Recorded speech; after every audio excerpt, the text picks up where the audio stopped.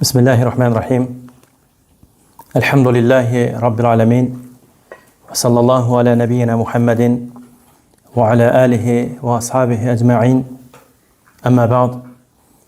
İlk olarak hemşeki kimi her şeyden önce hamdolsun alemlerin Rabbi olan Allah'a ve Allah'ın selamı olsun bütün peygamberlere, onların sonuncusu olan Muhammed'e sallallahu aleyhi ve selleme.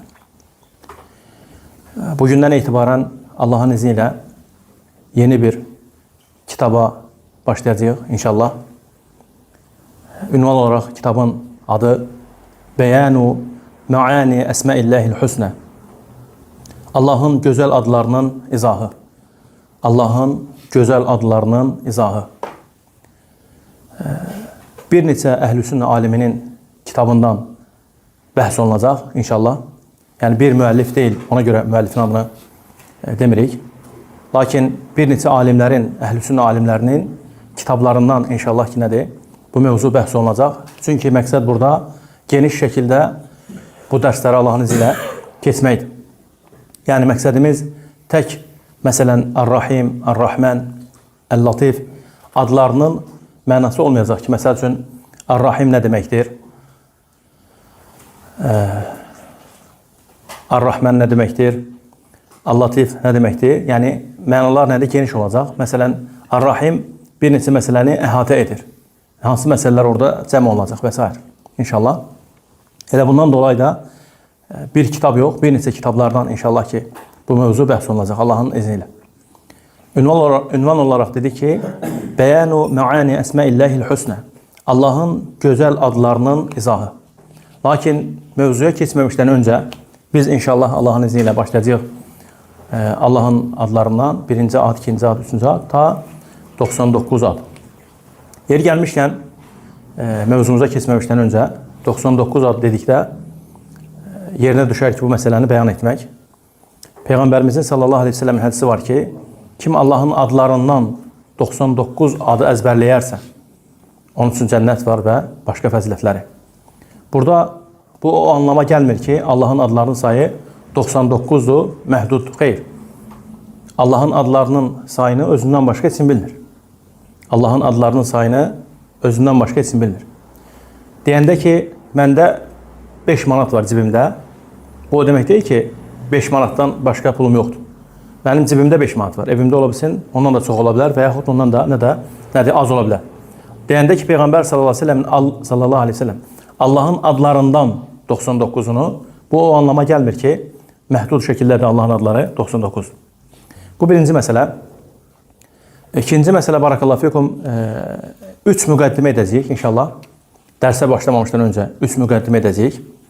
Müqəddimələrdən birincisi 3 giriş edəcəyik inşallah. Birincisi əhəmmiyyətu ma'rifəti əsmaillahi və sifatihi.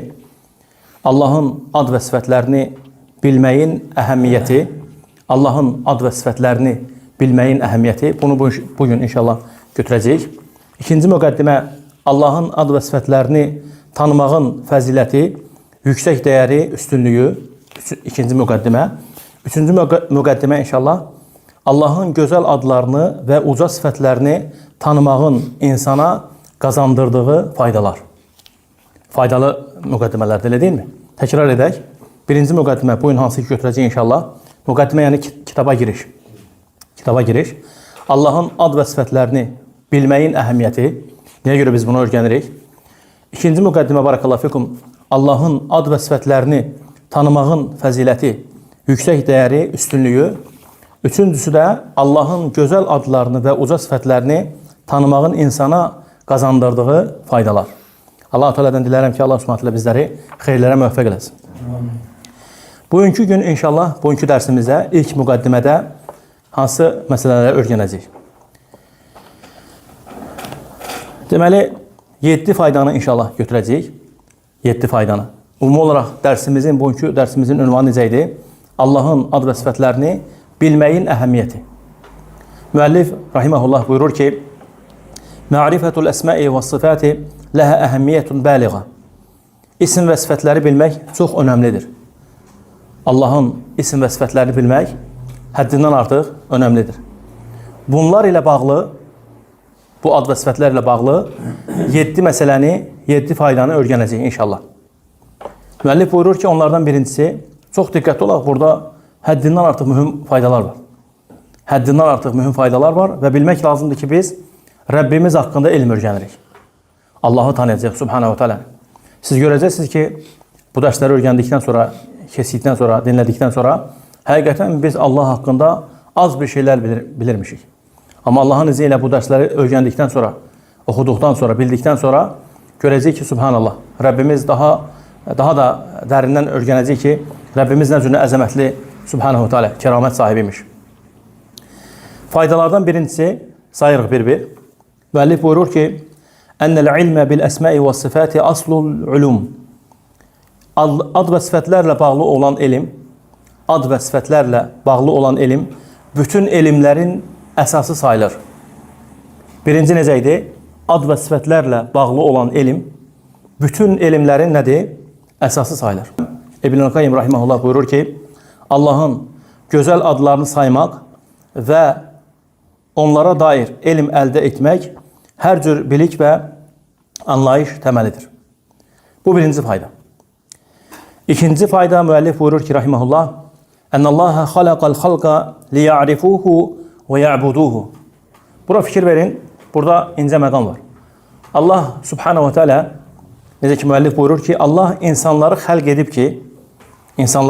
ki, yəni biz xəlq olunmuşuq ki, biz insanlar Allahı tanıyaq, sonra ona ibadət edək. Sual, niyə görə burada gəldi ki, liya'rifuhu və ya'buduhu? Gəlir ki, tanısınlar, sonra ibadət etsinlər. Niyə görə cümlə bu cürə deyil ki, ibadət etsinlər, sonra tanısınlar? Ümid edirəm ki, hamı bilir cavabını. Çünki biz bilməsək, tanımasaq, nə cür ibadət edəcək? Elə deyilmi?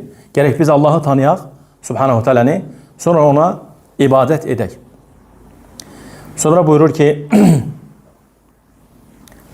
وَلَا سَبِيلَ إِلَى مَعْرِفَةِ اللّٰهِ إِلَّا بِمَعْرِفَةِ أَسْمَائِهِ وَصِفَاتِهِ. Heç bir yol yoxdur, heç bir tariq yoxdur. Nəyə?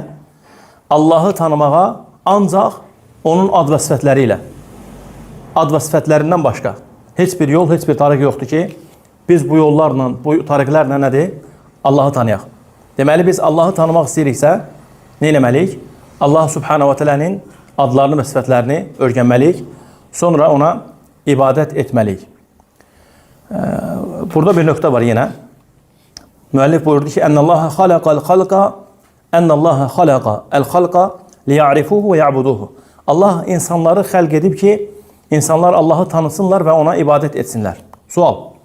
Və ya'buduhu. Nə deməkdir ibadət?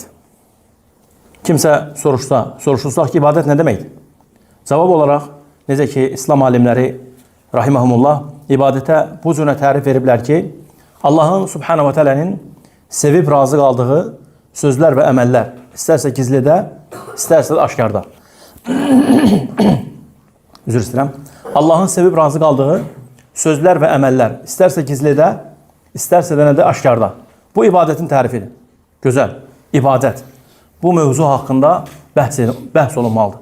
Bu mövzu haqqında danışmalıyıq. Siz deməyin elə Allah Subhanahu wa Ta'ala bizi buna görə xəlq edib. Necə ki, ayətlərdə keçir, bir neçə ayəti inşallah ki, sizinlə bərabər müzakirə edəcəm. Uca Rabbimiz öz kərim olan kitabında buyurur ki, وَمَا خَلَقْتُ الْجِنَّ وَالْاِنْسَ إِلَّا لِيَعْبُدُونَ. Mən insanları və cinləri yalnız mənə ibadət etmək üçün xəlq etmişəm. İbn Abbas radiyallahu anhu bu ayətin təfsirində buyurur ki, ey bir mənada liyuvahidun, Allahı təkləşdirsinlər deyə. Allahı təkləşdirsinlər deyə. Başqa ayədə Allah Subhanahu Teala buyurur ki, ibadətlə bağlı Nisa surəsinin 36-cı ayəsində وَعْبُدُ وَلَا تُشْرِكُوا بِهِ شَيْئَهَا. Allaha ibadət edin, ona heç bir şeyi ortaq qoşmayın. Allaha ibadət edin, ona heç bir şeyi ortaq qoşmayın. Yenə başqa ayədə Allah Subhanahu Teala Cin surəsinin 18-ci ayəsində buyurur ki, فَلَا تَدْعُوا مَعَ اللّٰهِ أَحَدًا. Allahla yanaşı heç kimə dua etmə. Allahla yanaşı heç kimə dua etmə. Yəni ibadət etmə. Başqa ayədə Allah Subhanahu Teala buyurur ki, Gafur surəsinin 60-cı ayəsində وَقَالَ رَبُّكُمُ دُعُونِ أَسْتَجِبْ لَكُمْ. Rəbbiniz dedi ki, mənə dua edin, yəni mənə ibadət edin. Mən də sizə, duanı burada Allah Subhanahu Teala ibadət adlandırır. Sizin bildiyiniz məsələdir. Mən də sizə cavab qaytaracağım. Yine başka ayet Allah Subhanahu teala Bakara suresinde buyurur ki: "Ya eyyuhen nasu ubudu rabbakumullezî halakakum vellezîne min qablikum leallekum tettekûn." Ey insanlar, sizi ve sizden önceki insanları yaradan Allah'a ibadet edin. Sizi ve sizden öncekileri yaradan Allah'a. Ya eyyuhen nas, ey insanlar. Allah Subhanahu teala bütün insanları özüne ibadete çağırır Subhanahu ve Teala. Tekrar edək. Birinci fayda hansı faydaydı? Örgəndik ki, İbn-i Qayyim rahimehullah necə buyururdu? Allahın gözəl adlarını saymaq və onlara dair elm əldə etmək hər cür bilik və anlayışın təməlidir. Bu birinci faydadır. İkinci fayda odur ki, Allah Subhanahu ve Teala insanları xəlq edib ki, insanlar Allah'ı tanısınlar və sonra Allah'a Subhanahu ve Teala'ya ibadət etsinlər. Müəllif də buyurur ki, sonra mümkün deyil, heç bir yol yoxdur ki, bu cürünə, yəni ibadəti tapmaq üçün, Allah'ı tanımaq üçün ancaq o yoldan başqa ki, Allah'ın ad və sifətləri ilə onu tanımaq. Subhanahu ve Teala. Üçüncü faydanı götürürük. Müəllif buyurur ki, "Ennallâhe arrafa ibâdehu binefsihi." Allah özünü insanlarına, qullarına, bəndələrinə tanıttırmıştır. Allah Subhanahu ve Teala özünü bəndələrinə tanıttırmıştır. Necə ki, Allah Subhanahu ve Teala kitabında buyurur ki, "İnneni enallahu la ilahe illa ene fa'budni." Allah Subhanahu ve Teala Musa aleyhisselama buyurur ki, "İnneni enallah." Buyurur ki, "Mən həqiqətən Allahım. La ilahe illa ene." Məndən başqa heç bir məbud yoxdur. Subhanallah. Fikir versiniz bu ayət. Necə əzəmətli bir ayət. Allah Subhanahu ve Teala özü haqqında danışır. Bu dərsi bəhs edərkən, bu ayəti oxuyanda, bəzən olur ki, Subhanallah, biz bir ayəti bəlkə dəfələrlə oxumuşuq, yüzlərlə, milyonlarla, minlərlə. Allah Teala bizləri də onlardan etsin və başqa insanlar oxuyublar. Bəzən olur ki, insana elə bir yerdə təsir edir ki, bir ayə. Sanki heç o ayəni oxumayıb, Subhanallah. Biz həmişə eşidirik, La ilahe illallah. Həmişə onun tərcüməsini edirik. Nə deməkdir? Allah'tan başqa ibadətə layiq olan haqqı ilə məbud yoxdur. Lakin Subhanallah, ayətə fikir versiniz. İnnəni ənəllah. Burada ərəb dili qrammatikası, ərəb dili bəlağati, fəsahəti, la ilahe illallah. Burada bir neçə məsələ cəm olunub. Burada tövqidlər var. Tövqid yəni təkidlər var. Ərəb dilinin belə deyək də fəsahətinin, zənginliyinin, bəlağatinin gözəllikləri var. İnnəni ənəllah. Allah Subhanahu teala özü haqqında Musaya xəbər verir. Deyir ki, mənəm deyir o Allah. La ilahe illallah. La ilahe illa ənə. Biz həmişə nə eşidirik? La ilahe illallah. Allah'tan başqa ibadətə layiq olan haqqı ilə məbud yoxdur. Həmişə onu Allah'ın haqqında, düzdür? Bu ayətdə Allah Subhanahu teala özü haqqında xəbər verir. Heç eşitmişdik, yox, oxumuşduq, görmüşdük bunu. Heç düşünmüşdük mü bu haqda? İnnəni ənəllahu la ilahe illa ənə. Subhanallah. Məndən başqa ibadətə layiq olan haqqı ilə məbud yoxdur. Fikir versiniz, Allah Subhanahu teala buyurur ki, "Fə'budni." Mənə ibadət elə. Mənə ibadət. Deməli, ibadət Allah'ın haqqıdır. Subhanahu ve Teala. Sonra müəllif buyurur ki, وَالْآيَاتُ الَّتِي فِيهَا أَسْمَاؤُهُ وَصِفَاتُهُ أَكْثَرُ مِنَ الْآيَاتِ الَّتِي فِيهَا ذِكْرُ الْحَلَالِ وَالْحَرَامِ. Deyir ki, o ayətlər ki, deyir, Allah'ın ad və sifətləri keçir. O ayətlər daha çoxdur. Hansı ayətlərdən? O ayətlər hansı ki, orada halallar və haramlar keçir. Halallar və haramlar keçən ayətlərdən daha çox hansılardır? Allah'ın adları və sifətləri keçir. Sonra dördüncü fayda, müqəddimənin dördüncü faydasıdır. Ənə dəvətər rusuli ta'riful xalqi bi əsmaillahi və sifatihi. Buyurur ki, müəllif, peyğəmbərlərin, rasulların, nəbilərin dəvətləri öz qövmlərinə Allah'ı tanıtmaq idi. Öz qövmlərinə Allah'ı tanıtmaq idi. Onların dəvətləri ilə buna görə idi. Bunun üzərindən idi. Aleyhimussalam cəmiyan. Liya'buduhu. Ona nədir? İbadətə çağırsınlar. Burada bir ayət yerinə düşər. Uca Rəbbimiz buyurur ki, وَلَقَدْ بَعَثْنَا فِي كُلِّ أُمَّةٍ رَسُولًا أَنْ يَعْبُدُوا اللّٰهَ وَاجْتَنِبُوا الطَّاغُوتَ. Biz bütün ümmətlərə peyğəmbərlər göndərdik. Tək olan Allah'a çağırsınlar. Allah'tan başqa olan ibadətlərə, tanrılara, ilahlara nədir? Onlardan uzaqlaşdırsınlar insanlara. Bütün peyğəmbərlərin gəliş məqsədi idi. وَلَقَدْ بَعَثْنَا فِي كُلِّ أُمَّةٍ رَسُولًا. Fikir versiniz, bütün ümmətlərə. فِي كُلِّ أُمَّةٍ. Hər bir ümmətə Rasul gəlib. Siz deməyin, o peyğəmbərlərin gəliş məqsədləri var imiş. Nə idi? Ən yəbudullah. Ey qövmüm, Allah'a ibadət edin. Quran-ı Kərimə peyğəmbərlərin digər surələrə fikir verəndə baxanda görürük ki, peyğəmbərlərin dəvəti ilə bu ayətlə üst-üstə düşür. Nəhl surəsi 36 ilə üst-üstə düşür. Hamısı bir ağızdan deyiblər ki, Ya qavmi mə ləkum min ilahin qayru. Ey qövmüm, sizə nə olub ki, Allahdan başqa ilahlara tapınırsınız. Bütün peyğəmbərlər nə ediblər? Çağırıblar Allaha. Tövhidə çağırıblar. Necə ki, burada da müəllif qeyd edəcək, rahiməhullah. Sonra burada Şeyxülislam İbn Teymiyyə rahiməhullahın gözəl bir məqaləsi var. Buyurur ki, Ma'rifətuhu gayətul ma'arif və ibadətuhu əşraful maqasid vəl-vusul ileyhi gayətul matalib bəl hədə xulasətud da'vatul nəbəviyyə və zubdətul risalə.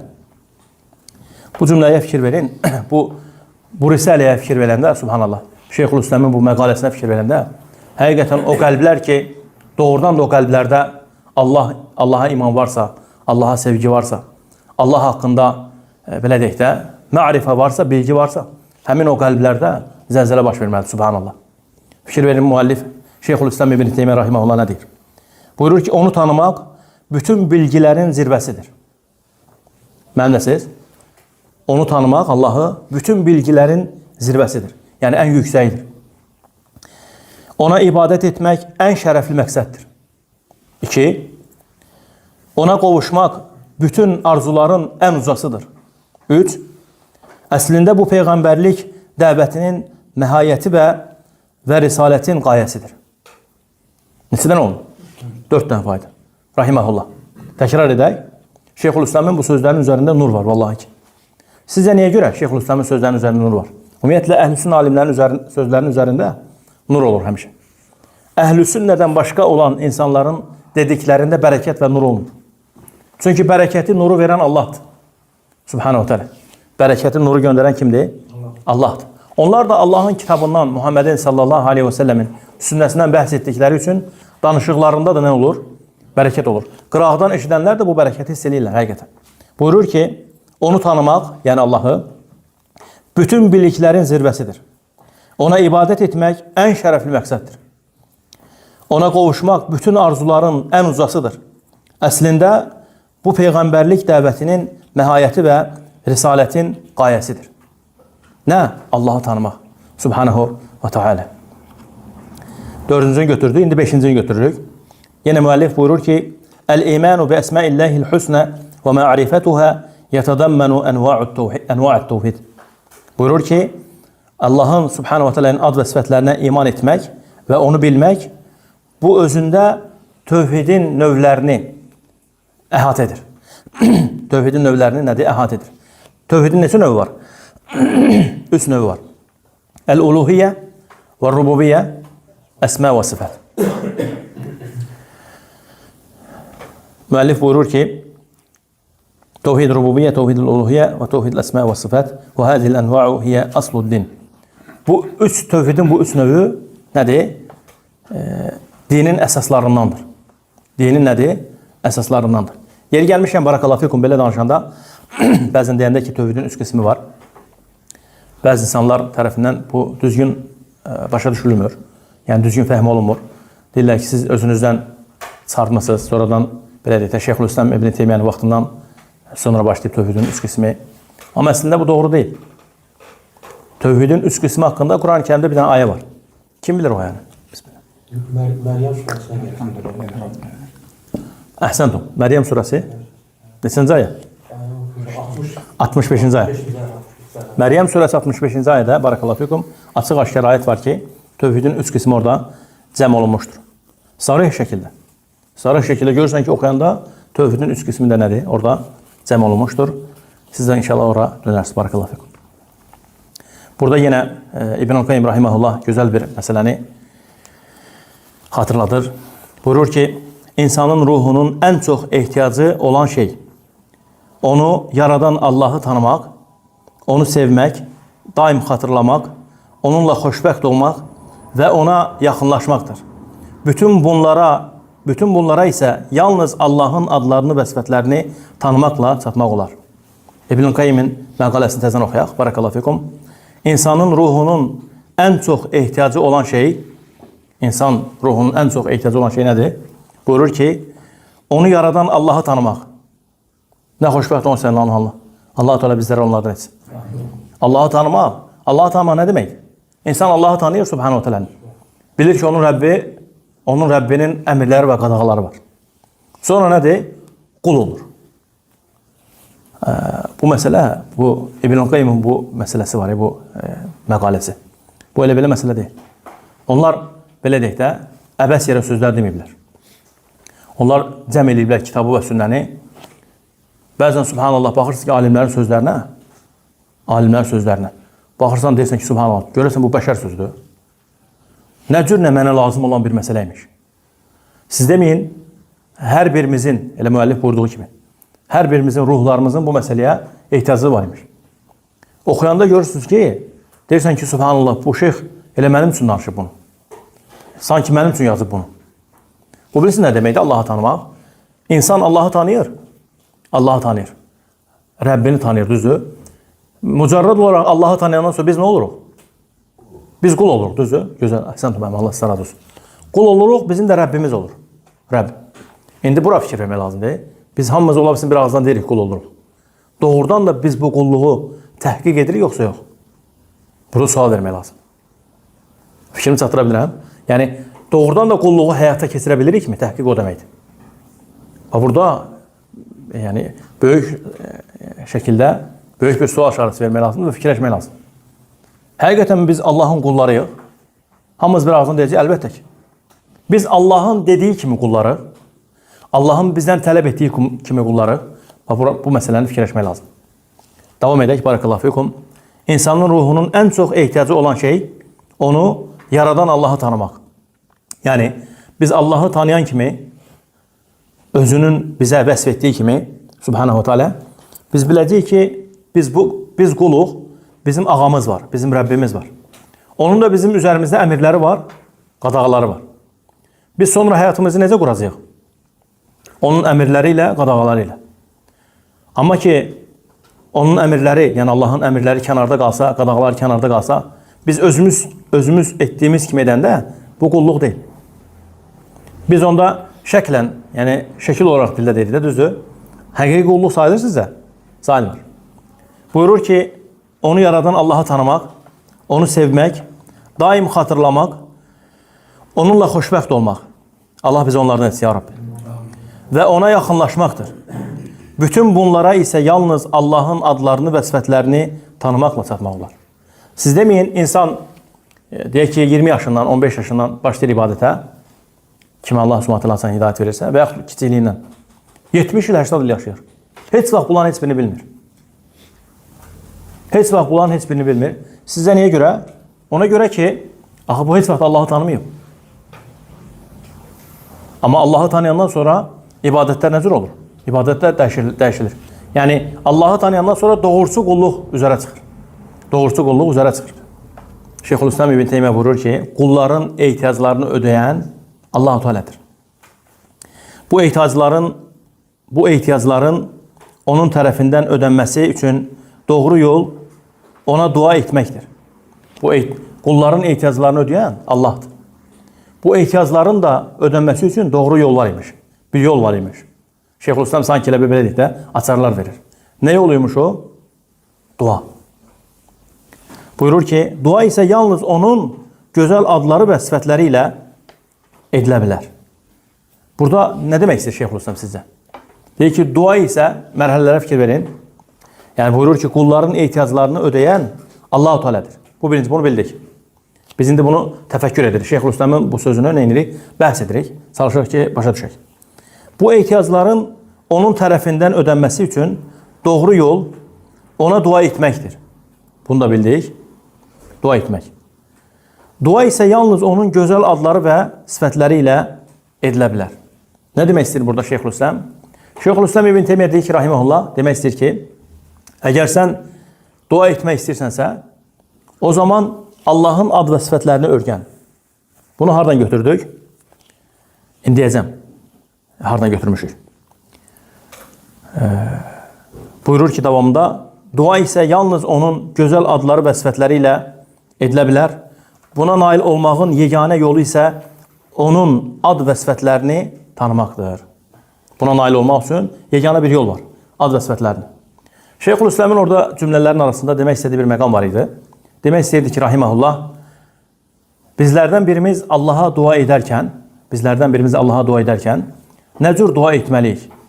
İstənilən ad ilə, istənilən həcəti, Allahın istənilən adı ilə Allaha dua edib, istənilən ehtiyacımızı istəməliyik, yoxsa yox?